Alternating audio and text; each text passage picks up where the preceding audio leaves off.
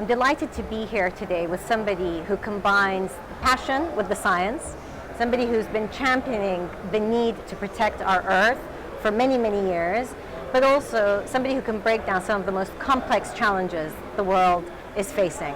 With me is National Geographic's Explorer in Residence and also Executive Director of Pristine Seas, Enric Sala, an ocean advocate, but somebody also who's written an incredible book called The Nature of Nature, to explain to us why nature is at the heart of our future. Enric, thank you for coming here. Thank you so much for having me, Mina. Of course. So I want to ask you first, how's COP28 been so far? Well, COP28, there is something that is very telling, I think. I wanted to try find the ocean pavilion, where most of the ocean discussions were happening. The ocean is 70% of the surface of the planet.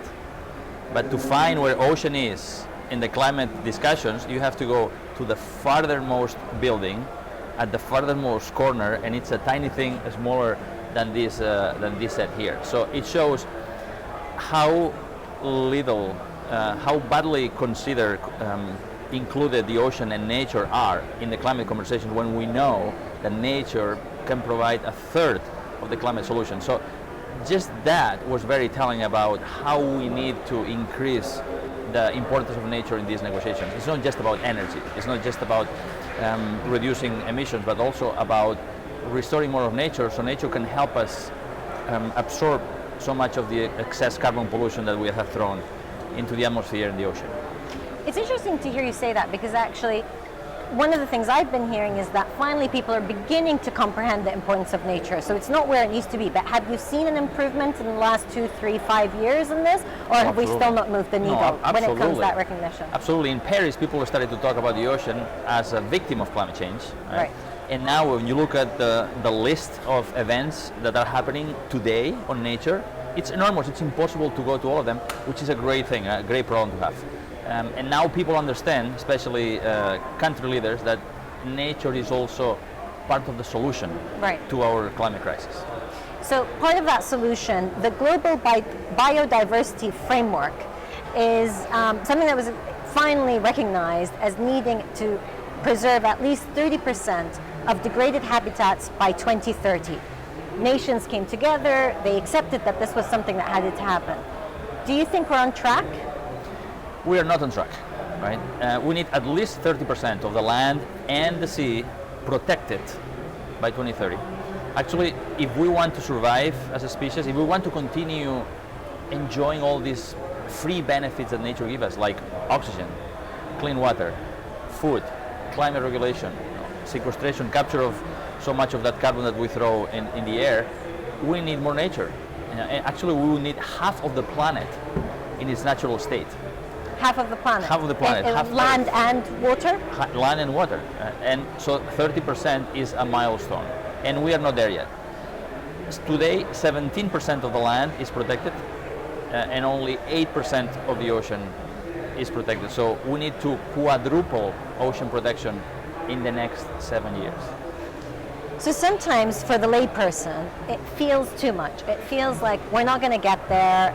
If we're only at 8%, how are we going to get to 30%, which even that is not the benchmark. So how can we act, and is it too late? When species go extinct, that's forever, right? It is too late for the species that we have lost. But it is not too late to restore a natural world that is still healthy and providing for us, right? While we really reduce carbon emissions. We have carbon emissions by 2030, as the scientists are telling us. We cannot have one without the other. We cannot save nature without fixing climate, and we cannot fix climate without saving nature, right? I have to be optimistic because, first, as you said, there was a realization last year, and 196 countries agreed to that commitment to protect at least 30% of the planet by 2030, but also there are countries that have already done it. You know, the Seychelles, 30% of their ocean protected. Niue, small island, big ocean state in the Pacific, 40%. You know, Chile, a fishing country, has protected over 40% of their waters. So there is hope, because if countries in the global south that depend on the ocean for their survival have protected 30% or more, knowing that it's vital to the survival, everybody else should be able to do it. Now, you go on these incredible expeditions, which I'm very jealous of, but when you go on these expeditions, you've been able to see with your own eyes the science come to life. Give us an example of a place that had felt that it was too late, but actually with conservation was able to bring back, be it coral reefs or fisheries. Yes. Okay, it's going to be tough to find one example because, yeah, when we protect a place, marine life comes back spectacularly everywhere and providing benefits to people. And here we have Professor Callum Roberts, who has done some of the most important work showing that protection, full protection from fishing, creates this abundance of life that benefits fishermen, that benefits people. But there is one example that is linked to climate, which is relevant here today, I think. It's the Southern Line Islands. These are 5 uninhabited islands that belong to the Republic of Kiribati. It's right in the middle of the Pacific Ocean, between Hawaii and French Polynesia. This is where we did our first expedition with Pristine Seas in 2009. We found the most pristine coral reef archipelago. Most of the bottom was covered by live, thriving coral. There were sharks, fish everywhere, sea turtles. It was absolutely pristine. 2009. 2009. But then the government of Kiribati protected 12 miles around every island as a no-take area, no fishing area, marine reserve. We thought this place is safe. But then in 2016, the Pacific experienced the strongest marine heat wave in history, the 2016 El Nino, where the water got too warm for too long and killed half of the corals in that pristine reserve, half of the corals. But I had hope about that place because the place was intact. Everybody was there, from the smallest creature to the sharks. So we went back in 2021, 5 years after that massive die-off. And I was so scared when I got there. Nobody ever goes there, it's so remote, it's inaccessible. And I remember my buddies getting their dive gear ready, and I couldn't wait, I just jumped in the water. And when I saw that, I said, wow, was there ever any warming here? It had come back completely. The strongest recovery of coral ever seen. And why is that? Because there is no fishing there. The fish were able to reach enormous sizes, huge abundances off the charts. And the reef actually keep the reef clean. The fish keep the reef clean and enable the corals to come back. So we need the fish to bring back the coral. And how you do that?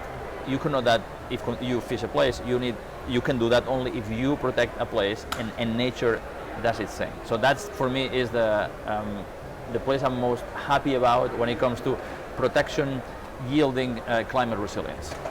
Now, the issue of fishing is a big one. There are many examples of countries where there's a push and pull. There is the need to preserve, but there's also those who say this is a way of life.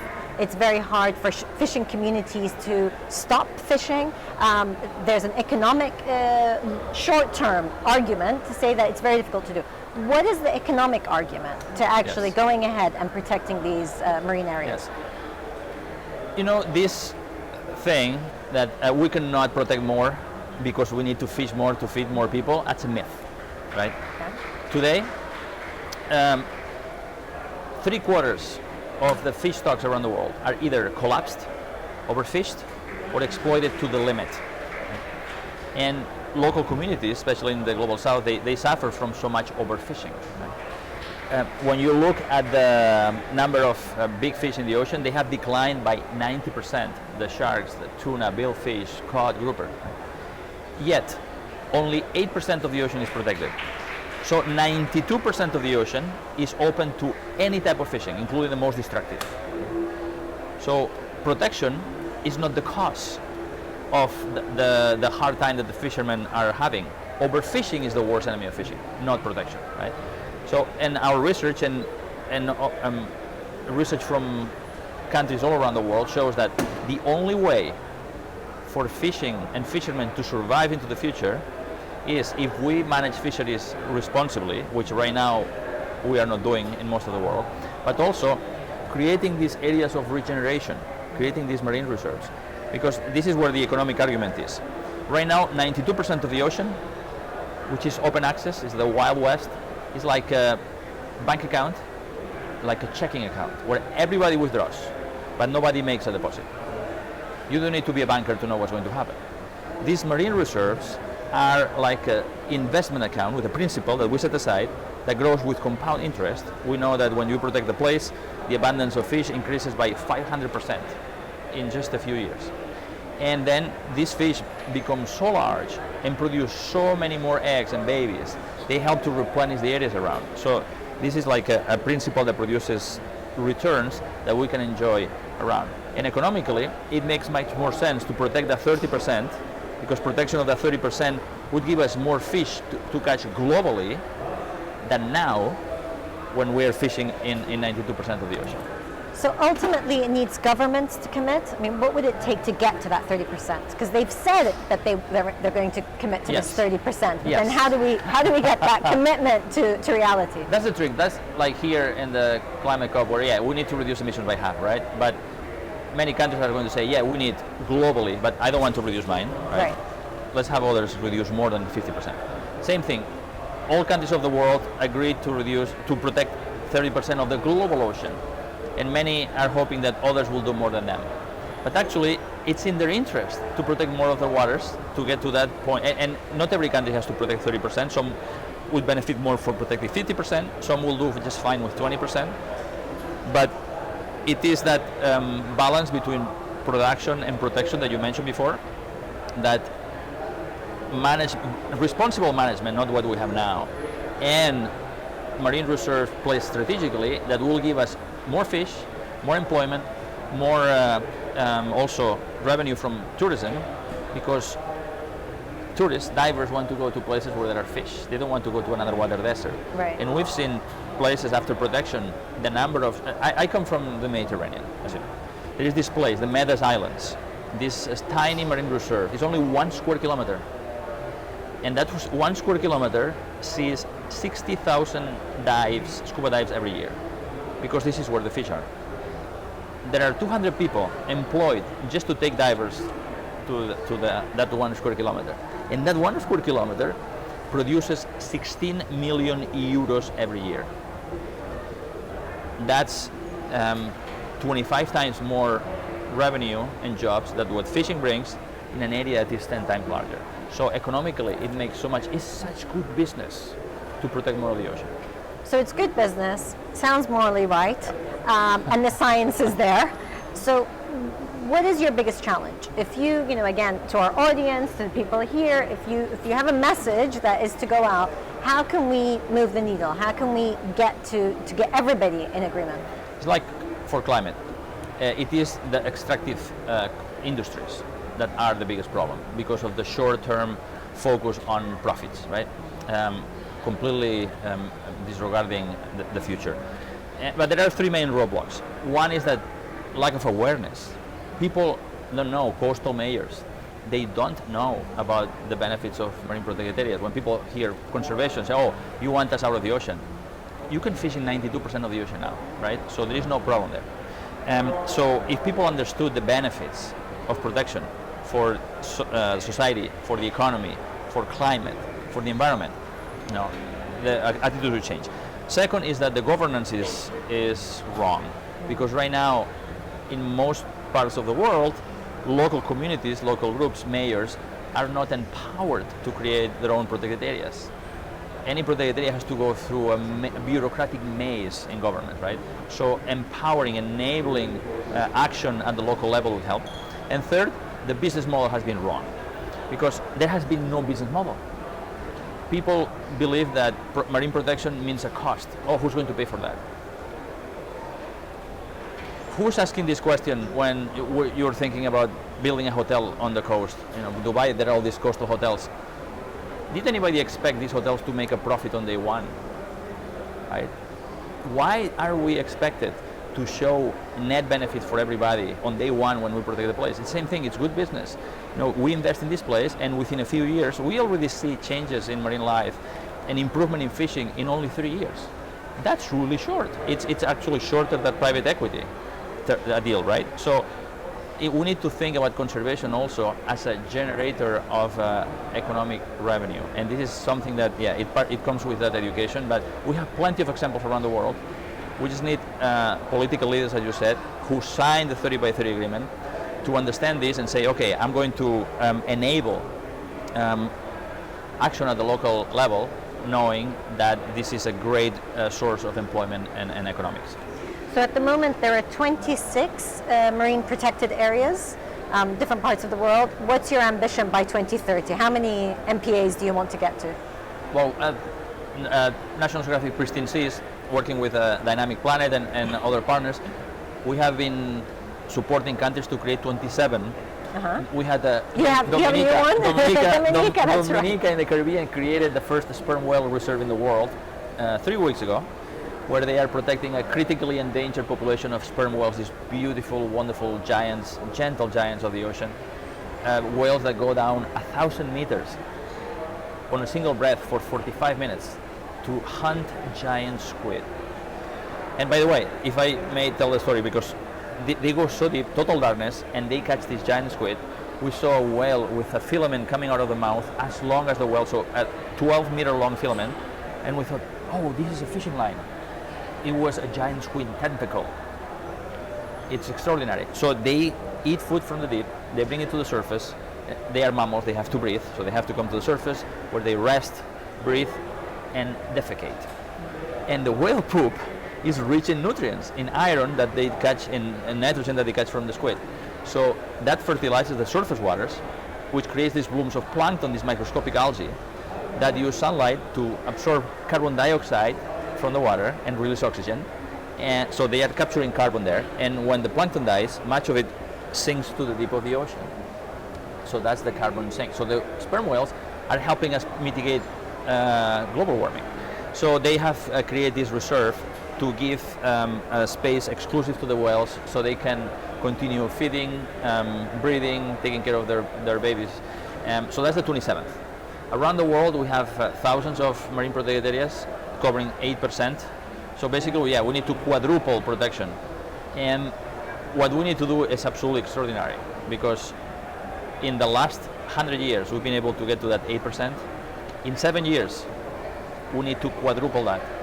And we need tens of thousands of new marine reserves located all around the world. So it is something that it cannot be done just by conservation organizations. It cannot be done just by governments.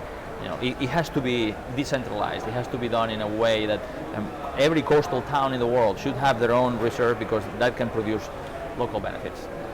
I love when you said carbon capture, because actually when we write as journalists about carbon capture, we're always thinking just emissions from fossil fuels and that's it, or even carbon sinks. Again, we often think of the rainforest, but we don't think of the ocean. Okay, I want to open the floor for questions. If anybody has a question, please indicate to me, and we will come to you. So, okay, I've got a question here, if we can get the mic over.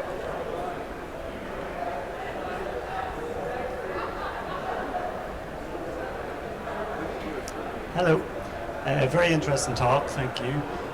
You mentioned it might take 3 years for fisheries to improve from taking a break for 3 years, but like COVID wiped out many industries from a 2-year break, how would you convince the fishing industry to take a break of 3 years? Okay, I didn't say taking a break, right? I said protecting 30% of the fishing grounds, right? There's still 70% to fish. And we have examples from all over the world showing that even closures of 10% of the fishing grounds produce returns in just 3 years. We have examples from lobsters in California. In a fishery in California of lobster was declining, and the fishermen agreed to close 30% of their fishing grounds around the Channel Islands in front of Santa Barbara, and in only 6 years the catch of lobster around the reserves doubled, while in the rest of California, where they have no reserves, the fishery continues down, right? So if the fishermen continue fishing, all they are going to do is continue depleting the resource, right? But closing just a part of it, right? In a few years, it's going to produce additional returns. We have seen this for scallops and clams, in places like Fiji or the Solomon Islands, where also closing a small part produced an increase of 9 times the abundance of scallops inside the reserve, and within 2 years, the abundance of scallops outside the reserves quadrupled, right? Meanwhile, the fishermen who didn't protect a tiny area continue depleting, right? So this is not taking a break. This is about protecting parts, a fraction of the fishing grounds strategically, so they can get more than what they are getting now by fishing all over. Yeah. Any other questions? Oh. Hi, thank you. This is so interesting. I was wondering a bit more about the practicalities of doing something like this.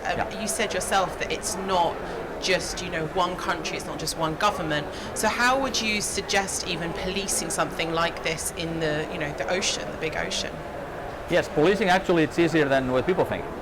So think of this as there are 2 types of marine reserves, right? The small one, coastal ones that are near lots of people, right?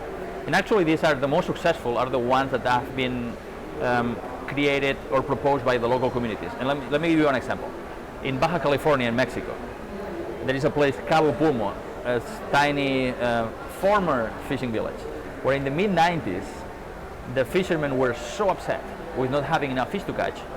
Really, it was desperate. It was the classic example of overfishing. They were far away from any major center. There were no big boats fishing there. It was just local artisanal fishing that had depleted the place, right, over generations of fishing. And they decided to create a no-take area. So they asked the Mexican government to designate a national park, 70 square kilometers. We were there in a couple of years after the reserve was created to monitor what's the baseline, right? It was an underwater desert. There was nothing there, no tiny damselfish, no snappers, no groupers, no sharks, nothing. And then we came back 10 years later and everything had changed. That underwater desert had become a pristine place. There are aggregations of groupers, snappers, schools. You might have seen some of the schools of the tiny diver with a school of 4,000 jack. Sharks. It's the place with the largest abundance of sharks in Mexico. And who else is thriving? Those visionary fishermen who now take divers to see this abundance of marine life, and they have increased their income dramatically. And now everybody wants to replicate that example, right? So it is the local fishermen turned dive operators that police the place. The place is designated by law. We need the government to designate it by law so nobody can, there are boundaries and it's legally protected. But it's the local community that take care of it. And the fishermen around it are catching more fish around, so they want to make sure that this gets protected, because the more fish in the reserve, the more fish for them to catch outside, right? And the other type of protected area is this big ocean protected area. And of course you cannot have places where people don't live, but these actually are the easiest places to monitor because of the satellite technology we have today. And today the satellite technology allows to detect any boat basically over 10 meters, and you need a boat bigger than 10 meters to go so far away. Even the boats there are boats that fish legally, and they have this automated identification system, satellite finger, and other boats turn it off or just don't have it. But now the technology is so good, and Global Fishing Watch, this non-profit based in the US and the UK, has developed these algorithms using artificial intelligence to be able to detect fishing activity even by the dark vessels, so the bad guys cannot escape anymore. Okay, so I'll come back and see if we have further questions, but I want to pick up on something you said in terms of it's the local fishing communities who, once they see the benefit, become the advocates, your strongest advocates. So how do we get their voices to be more heard? You're a great advocate for them, but just thinking from a media perspective, but also your point about awareness. How do you quadruple marine protected areas if we don't have them being the main advocates? Yes. No, this has been a problem, right? That you can create awareness. The fishermen in Mozambique are unlikely to watch this live stream, right? Or in Spain. So how do we do that? How do we carry out an awareness campaign that is global, but at the local level. And this is something that my partner in life and crime, Christine Rehberger, is leading the development of a campaign to educate and inspire local communities around the world, and then empower them with the right tools so they can create their own marine reserves. And we are working with Silverback Films on some compelling storytelling that uses examples from around the world with voices from small-scale fishermen as well as industrial fishermen, telling the story that protection has worked for them. So stay tuned. We hope to launch something exciting in 2025. We'll wait in the National to get the scoop on that. I wanted to ask you also another point. We spoke about economics. One of the questions touched upon that. At the moment, one of the conversations that keeps getting repeated at COP28 is the issue of resource. There's concern about what happens to public health funding, if it's being geared over to climate. There's concern, again, if you're doing certain marine preservation areas or even land, then it means that we have to hold back at time. How do you maintain the momentum at a time of economic crisis, especially in the largest economies? It would be so easy to be able to fund 30% of ocean protection. Well, first of all, we know from data from all these successful marine reserves that every dollar invested in a no-take area, in a place where there is tourism, for example, generates $10 in economic output. That's the same. And what time frame? That's between 5 and 10 years. Okay. So long-termism, which is difficult. Well, that's 5 years is like a private equity deal. Yeah. And we're talking about 1,000% return. There is no private equity deal that does that. I mean, this is extraordinary, right? When you compare the numbers with the finance world, it's crazy. It's such a great business, right? And then we estimated how much money it would take to manage to cover the cost of managing a network of marine reserves covering 30% of the ocean, everywhere from small to large, etc. And it's only $20 billion. It might seem like, oh, we cannot afford $20 billion. Well, $20 billion is the money that taxpayers' money that the governments of the world give to the fishing industry every year in subsidies so they can continue overfishing. So imagine how crazy is this. 30% of the ocean protected would deliver more fish than today to the fishing industry. Instead, the governments are using that money to help them continue depleting the fish populations and their own businesses.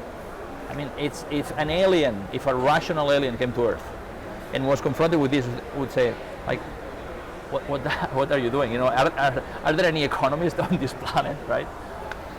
I think if aliens came on Earth, they'd see we're doing a lot of things wrong. This is one of them. Any questions from the floor? Yes, please.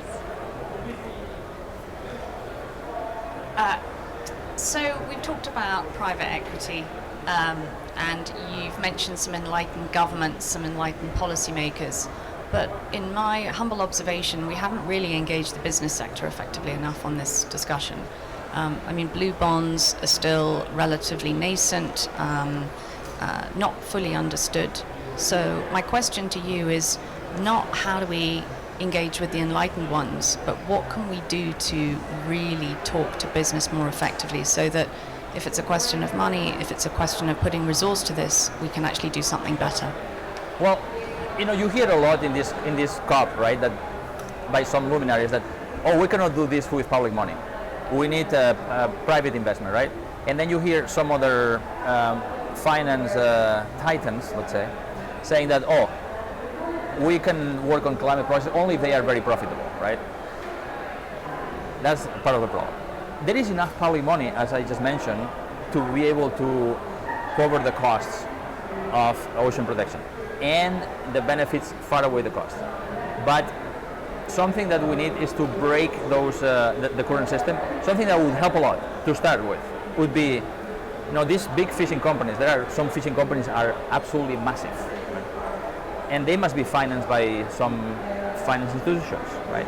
So, in the same way that banks have, some banks have agreed to stop investing in coal, right?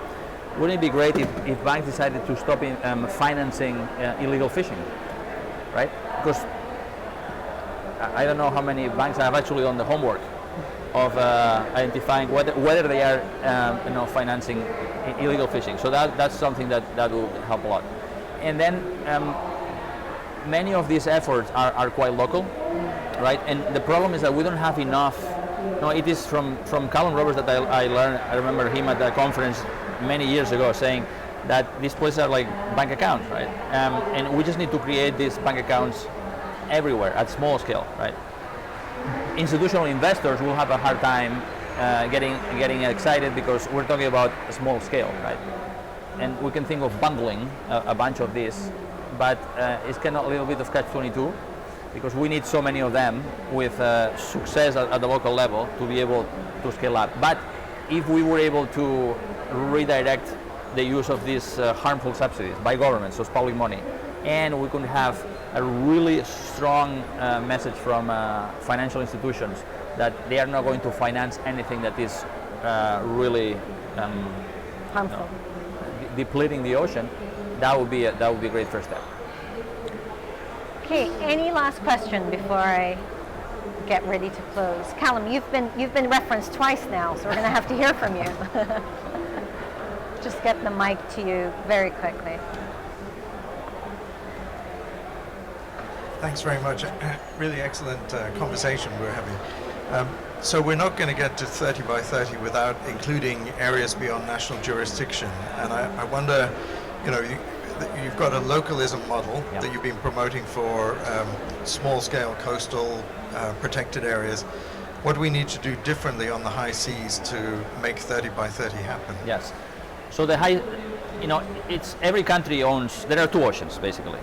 For people who may not be aware with ocean governance, there are the exclusive economic zones of countries, right? 200 miles from shore, and these are sovereign waters of these countries. So it is the easiest way to create reserves from large to small, and some of the reserves we've been involved with are up to 1 million square kilometers. That's twice the size of Spain, right? Or hundreds of thousands. So it's much easier to work with a country to create this larger reserve. But then we have the rest of the ocean, which is the 60% of the ocean, the high seas, the international waters, the waters beyond national jurisdiction, which because they belong to no one and they belong to everybody, it's like the Wild West, right? And this is what Callum is referring to. A tiny fraction of 1% of the high seas are protected today, right? And because it's 60% of the ocean, we cannot get to the 30% without the big chunk of the high seas. The problem is that the process to create marine protection in the high seas is so difficult, right? And there is something called the biodiversity beyond national jurisdiction, which is a legal instrument that the UN created. It's part of the UN Convention of the Law of the Sea, and that provides a legal framework for countries to agree to protect areas in the high seas. And my cynical view of the world, that also provides a platform for countries to oppose the creation of marine reserves in the high seas, right?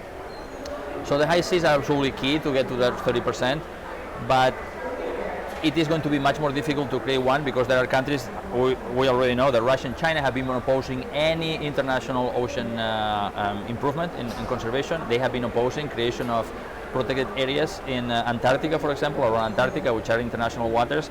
So opposition from these two countries and maybe others are going to delay the process. And we don't have time, because if we want to get to 30% by 2030, we need to spend disproportionately more effort in the exclusive economic zones of countries, because this is not only where action can happen faster, but also because this is where most of the biodiversity is and most of the problems are. The high seas, even though they are 60% of the ocean, they provide only 4% of the global fishing catch. So 96% of the problem is in the country's waters, right? So some countries, like China, have used the high seas as a deflection mechanism. Let's focus on the high seas, let's focus on plastic, right? Not wanting to address the issues that are the most threatening marine life, which are within the 200 miles. So yes, absolutely we need action in the high seas, but I'm not as optimistic as what we can get done in the high seas by 2030 as what we can do in countries' waters. One of the concerns on climate action is that people work in silos. Now, in a way, you have to be an expert, you have to, dig deep into a particular topic. So, for example, let's talk about oceans.